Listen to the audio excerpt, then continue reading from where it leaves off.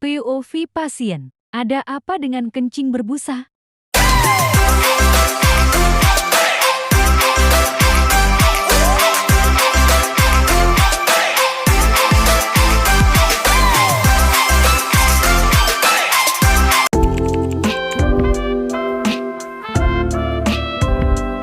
Dok, kencing saya kok berbusa ya? Apa ada masalah ya dok dengan ginjal saya? Sebenarnya belum tentu ada masalah dengan ginjal, karena sebenarnya kencing berbusa itu bisa terjadi kalau misalnya kencing itu masuk ke dalam toilet dan dengan tekanan yang cukup tinggi. Nah, itu akan muncul busanya. Tapi busa itu akan cepat hilang. Nah, memang ada kondisi-kondisi di mana kencing yang berbusa dan busanya itu menetap dan banyak, itu menunjukkan suatu kondisi yang namanya ginjal bocor. Gimana ya dok cara memastikannya? Jadi untuk memastikan ya harus diperiksa Bu, karena ginjal bocor itu artinya ada protein di dalam kencing. Artinya bocor dari ginjalnya tuh proteinnya. Jadi harus periksa kencingnya dan dipastikan ada protein di dalam kencing ibu. Berarti protein itu nggak boleh ada di dalam kencing kita ya dok? Ya Bu, jadi protein itu sebetulnya kan komposisi yang cukup banyak yang ada di dalam darah kita. Dan itu akan selalu disaring oleh ginjal kita. Nah, normalnya protein yang ada di dalam darah kita itu nggak boleh keluar lewat kencing. Karena protein di dalam darah kita itu berfungsi juga untuk menjaga tekanan osmotik darah kita supaya ibu nggak bengkak. Supaya darah di dalam darahnya itu tetap ada di pembuluh darah ibu, nggak merembes keluar. Jadi ibu tidak bengkak kakinya, tidak bengkak bagian-bagian lain dari tubuh. Jadi protein itu memang normalnya nggak boleh ada di kencing. Tapi ada kondisi-kondisi tertentu di mana protein itu bisa keluar sementara di dalam kencing. Ini kondisi yang tidak berbahaya dan sifatnya bisa hilang sendiri gitu. Dan ini biasanya terjadi misalnya pada peningkatan aliran darah ke ginjal. Misalnya pada saat ibu habis olahraga atau ibu sedang olahraga atau pada kondisi demam. Nah, pada kondisi demam itu kan aliran darah jantung kerjanya itu lebih berat. Nah, itu yang ke ginjal juga lebih banyak. Itu juga bisa akhirnya protein itu sempat ada yang lolos masuk ke dalam kencing ibu. Tapi itu sifatnya sementara aja. Kalau demamnya diatasi, lalu aktivitasnya juga berhenti, nantinya protein juga akan hilang lagi. Jadi normalnya memang nggak boleh ada sebetulnya protein itu di dalam kencing ibu. Berarti dok kalau makan protein banyak, apa ginjal saya bisa bocor ya dok? Karena saya ini suka banget dok makan daging. Jadi konsepnya sebenarnya bukan gitu sih Bu. Jadi meskipun ibu makan tinggi protein, kalau fungsi ginjal itu normal, ya ginjal nggak akan bocor.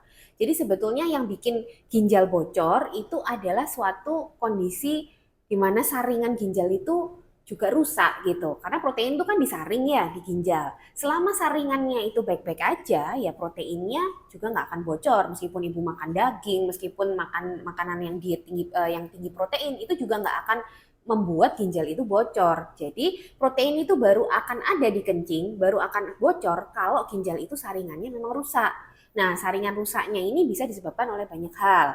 Misalnya keradangan ya, keradangan itu paling sering ada infeksi, ada autoimun ya, itu yang bisa merusak saringan ginjal. Atau ada penyakit-penyakit metabolik di luar ginjal itu sendiri, misalnya diabetes, hipertensi, kolesterol, asam urat. Nah, itu semua bisa mengganggu atau merusak saringan ginjal yang menyebabkan protein itu akhirnya bocor di ginjal ibu dan terdeteksi di kencingnya. Jadi bukan masalah makanannya.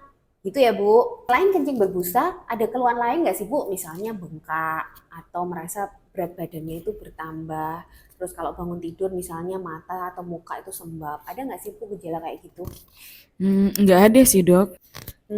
Kalau riwayat keluarga ada nggak tuh Bu yang menderita diabetes atau hipertensi misalnya?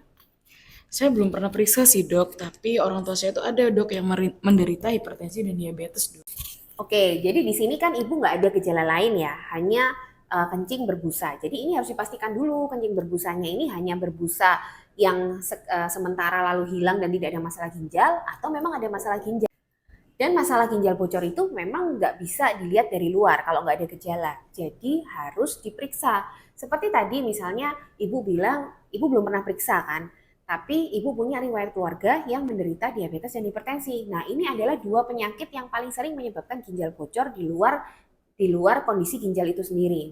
Jadi, ibu tetap harus melakukan screening ya, atau deteksi dini terkait diabetes dan hipertensi. Dan kalau ternyata memang menderita diabetes atau hipertensi, itu harus melakukan pemeriksaan rutin di kencingnya. Jadi harus segera mendeteksi secara dini apakah sudah ada kebocoran protein di kencing akibat diabetes dan hipertensi.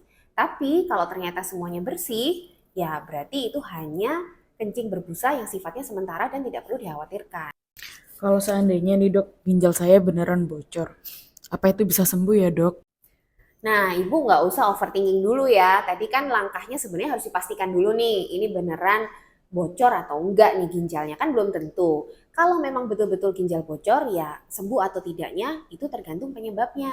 Dan semuanya bisa ditangani sebetulnya, asalkan sudah dideteksi secara dini, artinya masih ditemukan di fase-fase awal. Kalau sudah di fase-fase lanjut, kondisinya sudah cukup berat, ya tentunya penyembuhannya juga jadi lebih sulit. Baik dok, kalau gitu saya mau periksakan dulu, nanti hasilnya saya konsultasi sama dokter, beneran nggak ginjal saya ini bocor atau enggak gitu ya dok. Terima Ya, kasih dok. oke.